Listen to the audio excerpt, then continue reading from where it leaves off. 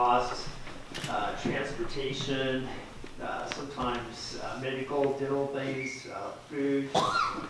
We spend a lot of money, our tax money, for people that have made wrong choices in their lives. And this is our effort that we are leading as Jefferson County Commissioners, that it's going to take all of us to be involved in this, to address it and to hopefully get some resolution to what is a significant problem here for our community and for Jefferson County. So we really appreciate your attendance today. We set our meeting today on Wednesday so that we could have Judge Bauer to be part of our discussion. She plays an important role in the process, as does our county attorney.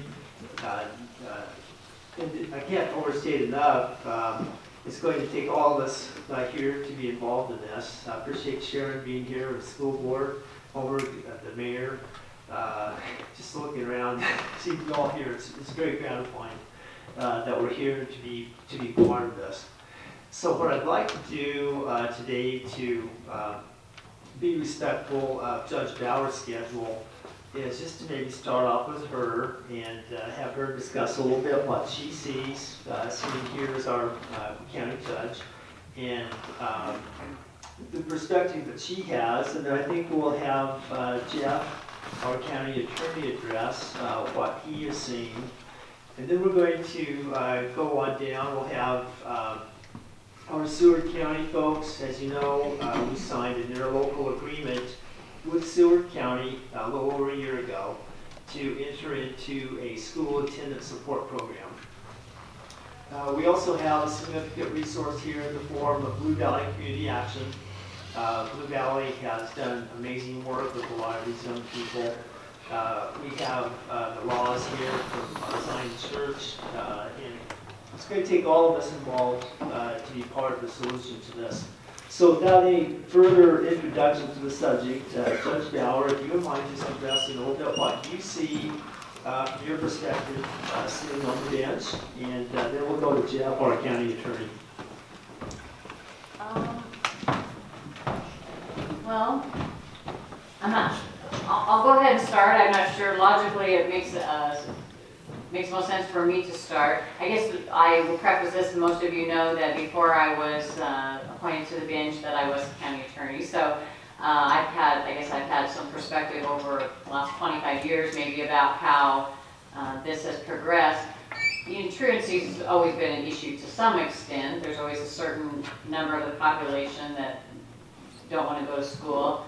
Things, I think, changed more when the law changed and required kids to go to school till they're 18 unless a parent actually signs them out. So that, it used to be 16, now it's 18. So that obviously put on the table, increased the number of pool of kids, I guess, who you might expect would be truant from school. I don't know that it's a new issue. I think that in terms of numbers, maybe we are seeing somewhat more. I can't explain necessarily the reason for that. And I think it's just a matter of there's been an evolution over years, and it changes just like everything. We have everything in dealing with juveniles changes over the years as far as our paradigms and what we think is the best way to effectively deal with the different problems. So everything in juvenile justice kind of changes since I've been in the system. You know, we used to do this with juvenile offenders, now we do this, now we do try this, and now we try this. And it's just, there's an evolution and a thought pattern that has changed over the years on the best way to deal with these issues.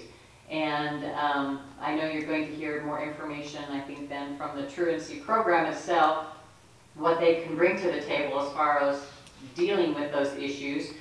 We have the local resources at the FYI Center that can deal with some of these issues. So I think, I'm hoping what this meeting is about is talking about what resources are available.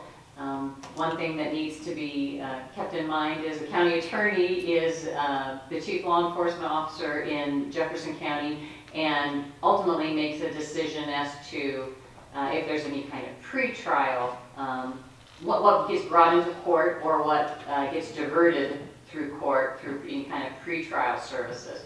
So I don't have authority over that. The county attorney does, and he makes that decision on what he thinks is the best way to deal with those people, either coming directly to court, being diverted, and taking care of it then.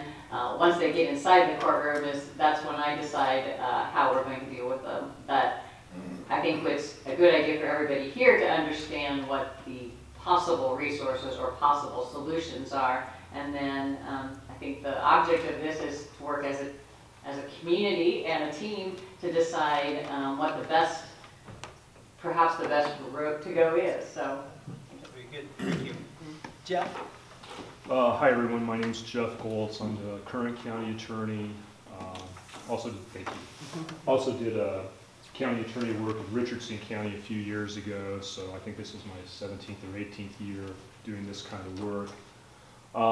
I suspect we've got more of the truancies than we used to because of the change in the legislature. We have more kids towards the older end of the spectrum who make that decision. They don't really want to go to school anymore and basically fight tooth and nail about going. You have some parents who might sincerely want to oppose that but have some difficulties imposing themselves on kids of that age, or you do have parents who occasionally don't care very much either, and so you can have both sides of the coin being kind of negative in that regard. It happens both ways. We have been doing this truancy, what I call truancy diversion, in the recent last few months to a year, and I think there's been some success with that, although it's not perfect like anything else is. Probably what we end up always trying to decide about is, okay, what can be done before a court intervention with the filing of a juvenile petition? What are the resources available at that early stage, if any? Because diversion has failed, let's say, we then think about going to juvenile court, and then you're left with what resources are available through the court system, with possibly juvenile probation being involved. And we've done some of that.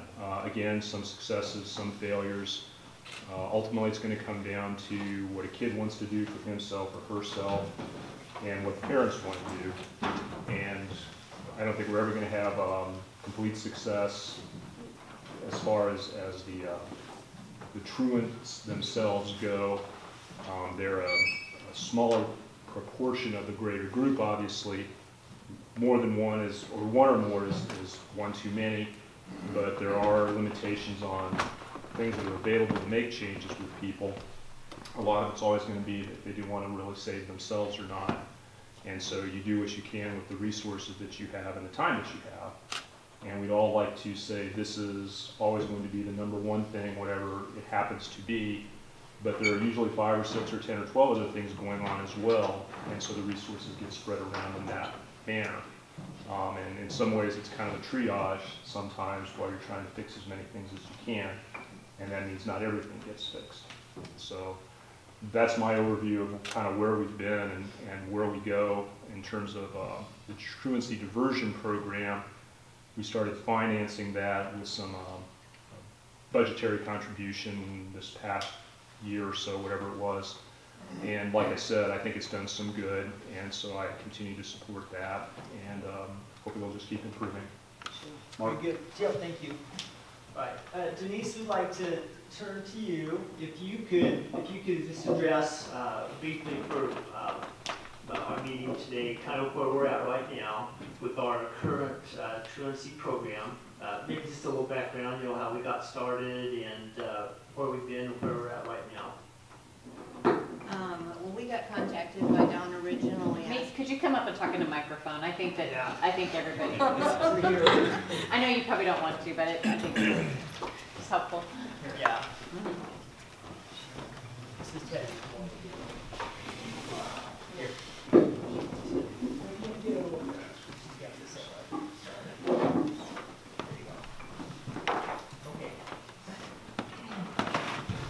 So originally we were contacted by Don Cook to come up and look at the attendance issue and to offer our program as something that we could do. So we've been here 18 months working in the schools. How our program works is the schools will identify a student who has missed 5 or more absences. They'll send a referral to our office. We will contact that family, letting them know that we have received that referral, and that we would ask that whatever the issue is, that the parent correct and the student start attending school. We will monitor that student's attendance for over a 2-week period of time. If there is change and the student has been attending school regularly, we just continue to monitor that student. So every week we check their attendance to make sure they're continuing to go and no other problems arise. If a problem does arise, then we'll send a second letter to that family asking them to have a meeting with us when we will meet with the parent and the student to look at what the barriers are, ask them to enroll in our program, and then we will start working with that student on a regular basis. We check attendance daily.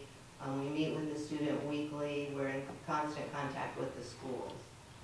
This current year, we're serving 82 students in the Jefferson County schools. I don't have off of the top of my head the number of enrolled. Johnny, are you? But I believe less than 10 that are currently enrolled that we're checking on a daily basis and meeting with weekly. That means the rest of those students have improved their attendance. If they do not improve at all, that's when we make the referral to the county attorney for him to look at a possible petition being filed either on the student or the parent. Pretty good. Thank you. So we have a process in place. I think we've made good progress since we started this last year. For those of you who don't know, Don Cook is the local head of our court-appointed special advocates. So Don's integrally involved with a lot of this process. We should also say that our Blue Valley Community Action folks have good involvement. These kids, they come over, I can't say enough about Colleen and Angie at the FYI Center.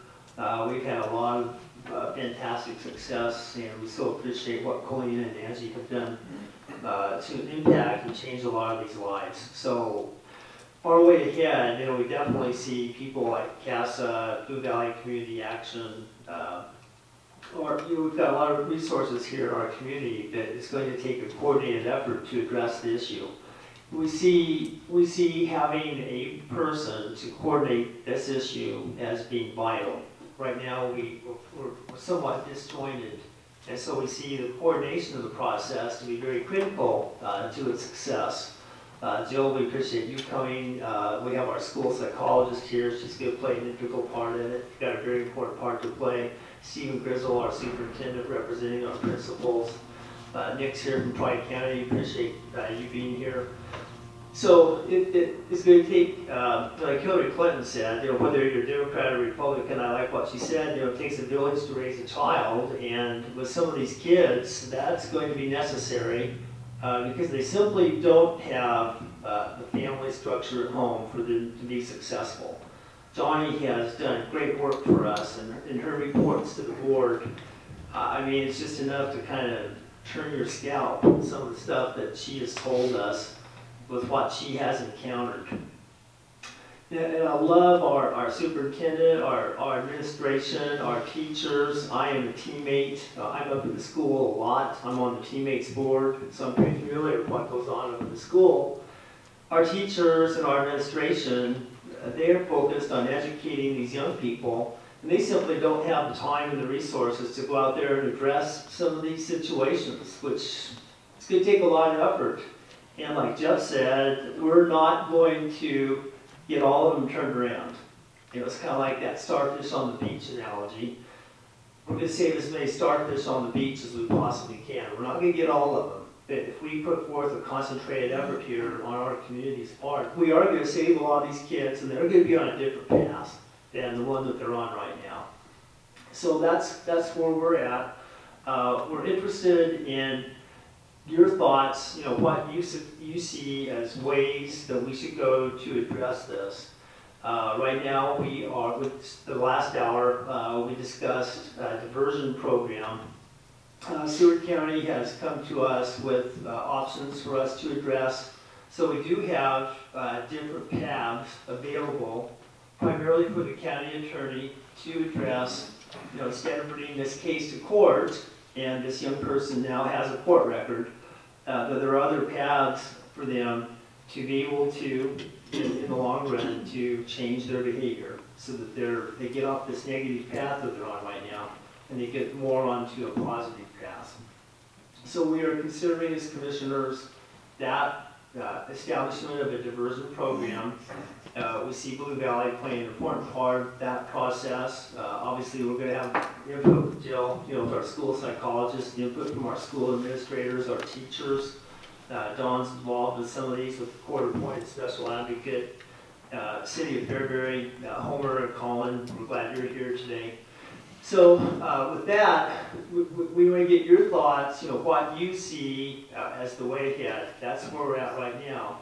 But we do need to have a coordination of this effort. And that's what we as commissioners are considering. We have a person designated as the person to coordinate this effort, working in concert with Tawny, our school attendance support person. And we have a person here that in Fairbury that is responsible for the coordination of this effort. We're looking right now, should that person be full-time, should that person be part-time, and a lot of that decision is going to be based on what's the requirement, what's the extent of the need. And I don't know how you feel, but with that number that Denise just briefed to you, that's a huge item of concern. And when you look at that number, it's not just those students, it's in most cases that many family situations, which we're going to have to get in there and ascertain what's going on and impact a change in behavior. And I can't tell you how grateful I am. I have the privilege of serving on the Blue Valley Community Action Board, and I know that we've got a lot of resources there that can help a lot of these family situations. A lot of them, we're already involved with them in many different ways. And so we do have resources available here that's going to take the coordination of that. So with that, I would like to just turn kind of over, if you've got something to say to help address this, the floor is yours. Mark, Yes. We also want you to know that part of the Seward County Diversion Program helps us deal with adults. And you have expressed that Johnny has pointed it out to us several times. A lot of times it's the environment. We have to get back at the root of the problem before we can work with the child. Because we can work with the child all we want, but if the environment back home is not going to provide support, we're spinning our wheels. So that's a very important part of this. Good point. Mark, can I say Yep, Mr. Jefferson. I'm a firm believer that you